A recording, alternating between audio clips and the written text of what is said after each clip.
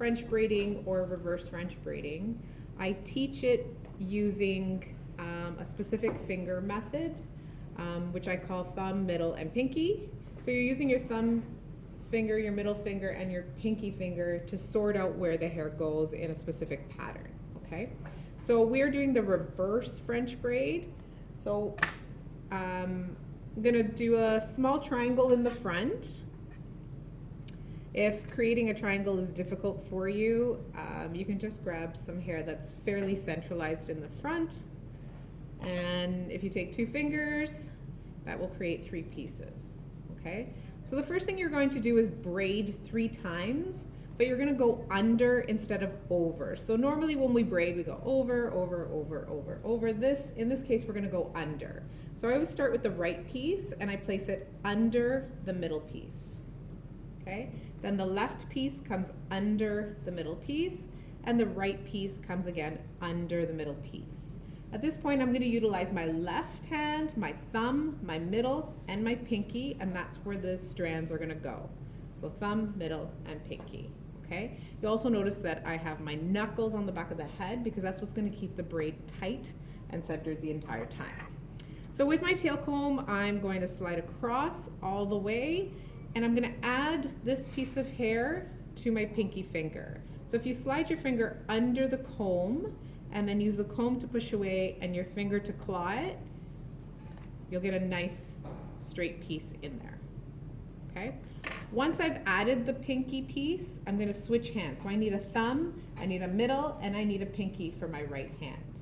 So my thumb piece will always come from the middle finger, so I will bring it up and over. So essentially the pinky piece is going underneath. So thumb from the middle piece. You're gonna take the middle finger of the right hand and take the pinky piece, and the last one furthest away will go to the pinky. Okay, so now this hand is free. You're gonna repeat the exact same pattern on the other side. Don't freak out if this is the first time you're doing it because you're like, what is she doing? The more I repeat it, I promise you'll get it. So you're gonna slide all the way across. You're gonna add it to the pinky finger. At this point, you can neaten it up if you need to. Middle finger will come over to the thumb. The one that it's touching, the middle finger grabs, and the one furthest away, the pinky will take.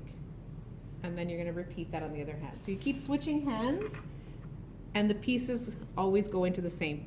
So I'm gonna slide the comb all the way across, and I'm gonna add it to which finger? Pinky, that's right.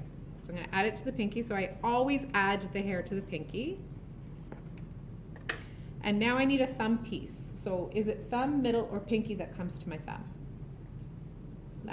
Middle, that's right. So the middle piece comes up and over. The one that it's touching, my middle finger from my right hand will take, and the one furthest away, my pinky will take. So now this hand is free. I'm gonna do the same thing again. So I'm gonna take some hair. Where does it go, Katie? Do you know?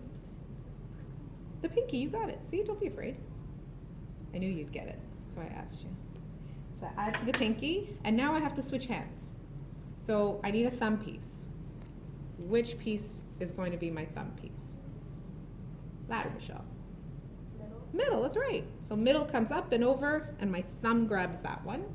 My middle finger grabs the one that it's touching, and my pinky grabs the very last one. And again, I repeat. So I take some hair all the way across, and where do I put it? Pinky. So it goes to my pinky. Middle finger becomes my thumb, so it comes up and over. The one it's touching is my middle. The last one is the pinky. Okay, I'm just gonna speed this up a little bit. So my knuckles never leave the back of her head. That's what's gonna keep the braid tight. And I always take a step closer to her as I'm moving. You'll notice I just moved her head forward a little bit, and I'll keep tilting her forward and keep taking a step closer to her as I get further down the braid, okay? So I'm gonna do this without the comb. All the way across is important, so take some hair, it goes to your pinky. Middle finger becomes the thumb, so it comes up and over. Middle grabs that one, pinky grabs the last one. This hand is free. So you're always switching hands, okay? Take some hair, all the way across, into the pinky. Use your comb to be neat.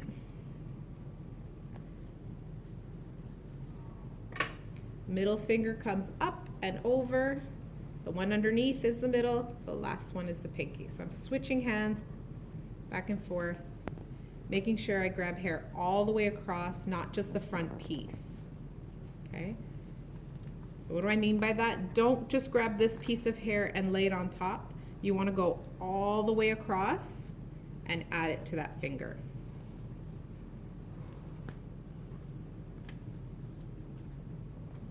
Do you want to come up behind me here so you can see what I'm doing?